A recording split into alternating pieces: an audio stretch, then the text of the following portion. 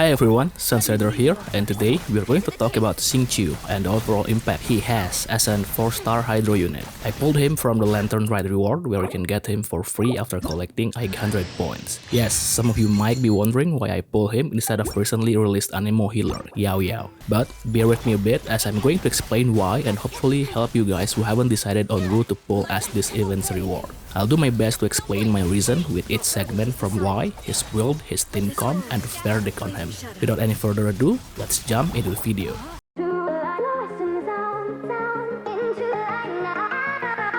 The number one reason why I pull him compared to Yao Yao is to my current team composition, the Hyperbloom/Aggravate team comp. When I first played Genshin Impact again, I was so left out and had invested a lot of resources on building my current best team. I used to play Bargian with Collei, Aider, Mona, and Dilo. Playing Bargian with melee pyro unit does have its own drawback where the explosion does damage my Dilo as well, or as people like to put it, a double-edged sword. What? Once I phrased my Keqing, I'm starting to explore quicken and aggravate reactions. However, since my Dendro unit wasn't as strong as they are now, this reaction feels a bit lacking. Well, it might have been because the entire team isn't fully raised yet, but yeah, I didn't dig this reaction back then. Out of all existing Dendro reactions, Hyperbloom seems to be the one that worked the most. Not sure why, especially with my setup back then. Collei, Mona, Sucrose, and Keqing. Nothing out of the ordinary, especially when the Dendro reaction first came out. The community was favoring Hyperbloom reaction with Kokomi as the Hydro applier. There's no big idea in running Mona as a Hydro applier except the fact that I don't have any strong Hydro applier in my team that could withstand enough beating from the mobs. I like Hyperbloom elemental reaction back then because with Mona's elemental skill, the Dendro core will be spawned near the enemy that's affected by Dendro, and considering her elemental skill that taunts the enemy, it will be easy for my Keqings to follow up with elemental skill or burst. As good as it sounds, I find Hyperbloom team comp with Mona does lack some aspects in heal and versatility during combat. Well, the lack of heal is very self-explanatory, but the versatility part comes after the careful consideration on how she is being played.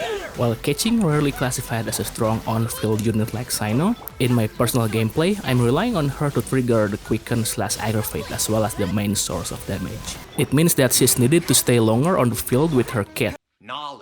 Along with how Hyperbloom is being produced by Mona, I'll charge myself into the enemy without any safeguard or safety measure.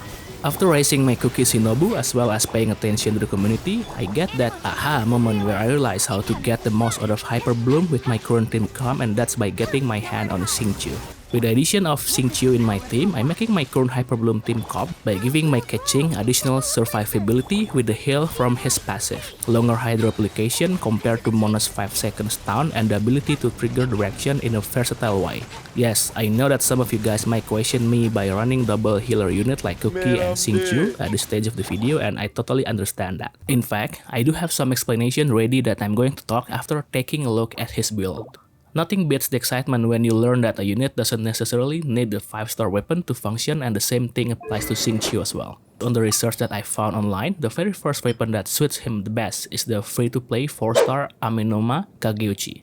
This weapon suits him best because of the weapon's ability, the Succession Seed. Upon reaching 3 seeds and when the character uses an elemental burst, the seeds will be consumed and gives a total of 18 energy after 2 seconds. Initially, I rarely paid any attention toward energy recharge rate on my character, but for Xingqiu, this is something crucial as I'm relying on his elemental skill and burst to trigger the elemental reaction. Thus, having that additional energy particle will definitely hit the sweet spot for Xingqiu. However, since I have a sacrificial sword laying around, I'm maximizing my resources on this weapon because if you take a look at its description, there's a 40% chance for skill to end its own cooldown. This is something important for Xingqiu because I've explained previously, his elemental skill cooldown is way too long and it would be nice if we can shorten its duration. There are other options like the 5-star Primordial Jade Cutter and the 5-star Mist Splitter Reforged, but I guess the latter options don't really suit Xingqiu, not only because they're not a free-to-play weapon, but also don't work well when you're playing as a support Xingqiu. Moving to his artifacts. As I'm playing him as a support, I'm not expecting him to run the Heart of Death. At the moment, I'm using the Twisted of Severed Fate set on him because that's the only artifacts that I have that's currently laying around in a good number. Though that now I've made this video and take a look at some options, the Noblesse Oblige does sound more viable on him as the 4 set bonus provide a 20% attack bonus to the entire party for 12 seconds. Simple and straightforward, I think this is what makes people really appreciate Xingqiu, and with that, let's move on to his team composition. I think this part of the video will be a quick one because as I've told you guys before at the start of the video, I'm specifically pulling Xingqiu for my Hyperbloom team comp. But in order for me to really showcase how good of a unit he is, I went ahead and tried him out on my Pyro team comp. Before you jump me with questions like, why don't you run him with another team comp? Well, it's easy. His elemental skill application range is a short one and requires a unit to get close and personal with an enemy. Since I don't have any strong melee units other than Xingqiu and Diluc, so that's it. Okay, the first team comp, the Hyperbloom team. I'm running him with Nahida, Xingqiu, and Cookie Shinobu. With Nahida's 3 Karma, my level 60 Xingqiu task become a bit easier because all he has to do is to be a good boy by applying Hydro and let Xingqiu do the rest of everything. Cookie Shinobu's role? Well, in his team comp is to provide additional safety measures to Xingqiu with her heal as well as triggering the reaction. In practice, honestly, there are some challenges when I first run Xingqiu as a Hydro player for my Hyperbloom team comp. The issue comes from the fact that it takes ages for his elemental skills as well as his elemental burst to complete. Not sure if it's something related to stats and energy recharge ratings or simply my brain trying to get used to him. But the challenge is real when it comes to his elemental skills and burst. Aside from that, I think I'm still transitioning from Mona's safe and faraway elemental skill to Xingqiu's closer combat and elemental application. I mean, the first time I used Xingqiu for my Hyperbloom team comp, it felt like I'm vulnerable and lonely whenever I'm using his elemental skill. I think it's because his elemental skill animation that's too long, giving a millisecond window for the enemy to hit. Moving to my Vaporize team comp with Sucrose, Bennett, Xingqiu, and Diluc. As one elemental reaction that I rarely explore, even before I decided to come back to Genshin Impact, I'm feeling a bit skeptical with Xingqiu's role in this team. Not because of his kit, but rather toward how my Diluc will maximize Xingqiu's elemental burst with his kit. Okay. With Diluc's elemental skill that only lasted for a total of 4 hits, or in total if the next hit is being executed could be from 2 to 8.5 seconds, Xingqiu's 15 seconds elemental burst duration is not being utilized enough. The situation is caused by Diluc's quick pyro application that would leave the elemental burst there without further follow-up for the remainder of its duration. The situation is totally different if I could use Diluc's elemental burst first and then Xingqiu's elemental burst second. By doing this, Diluc will get a pyro infusion on his weapon for 8 seconds after using his burst, and then Xingqiu's Guhua Sword Rain Cutter will help elevate Diluc's elemental skill damage through its Vaporize reaction. To test them out, I bring my Diluc to fight some of the world bosses that I couldn't do previously alone, and the first one is the Terror's Room. As a world boss that is specifically designed to be weak against electro reaction, fighting this boss without the recommended element will definitely become a challenge for me. But the case is different this time as I have Xingqiu in my team and surprisingly, I could beat this boss without any problem. Well, aside from survivability and damage reduction provided from his Guhua Sword Rain Cutter, I'm giving kudos to Bennett for providing another extra heal and damage boost to Diluc.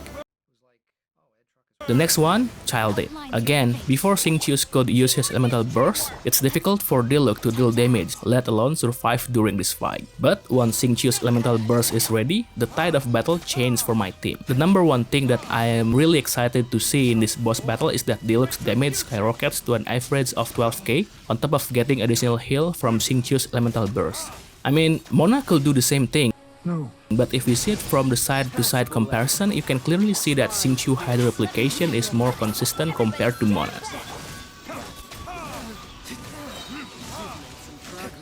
There's this thought of bringing Xiangling to this Vaporize team comp considering her consistent pyro application, but now that I think of it, bringing her to my Vaporize team comp will simply make a competition between Goba's fire and Rain Cutter. It might be simply my theory alone, but with Goba shooting his flame every 1.5 seconds throughout his entire duration, met with Rain Cutter that shoot water sword every 1 second, there's a chance for the Vaporize reaction triggered by Goba's fire and thus creating lower damage, considering how not well equipped my Xiangling is. Now that I've covered every single thing related to Xingqiu from my personal standpoint, it's time for me to conclude today's video with a full point of approval for Xingqiu. This conclusion comes from his specific functionality on my Hyperbloom team comp, where aside from being a good Hydro player, also giving a noticeable amount of heals for my frontline team. On top of that, his straightforward talents as well as weapon build allows him to be effective as quickly as possible. In my case, with him being level 70 and using level 70 weapon, he can contribute that much to the point where it's possible for me to clear the levels 80 Oneiric Euthymia in one cycle. To me, this is something exciting because previously it took me around 2 cycles to clear this weekly boss. When I first brought Xingqiu along with Nahida, Cookie, and Keqing, I was a bit skeptical at Xingqiu's ability to help elevate my DPS damage. I mean, I do see a lot of people bringing him on Abyss, but is a level 70 unit enough?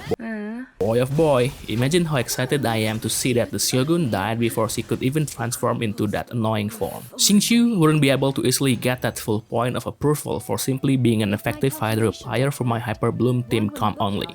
Ideally, a unit needs to be able to show a good synergy in 2 or more team composition, and again, I'm happy to say that Xingqiu does show an outstanding performance on my Vaporize team comp. Of course, this statement is supported by doing some weekly bosses that was nearly impossible for my Diluc to do even in any strong or favorable team comp back then. One of the two that was impossible for my Diluc to beat was the Dominator of Wolves and Child. Like on the Hyperbloom team comp, I was skeptical of his presence in my Vaporize team comp and once again left surprised by how efficient and valuable Xingqiu is after being able to defeat both of these weekly bosses. Okay, that's enough of a statement on how we seem to oversell Xingqiu under the impression of the most valuable 4-star.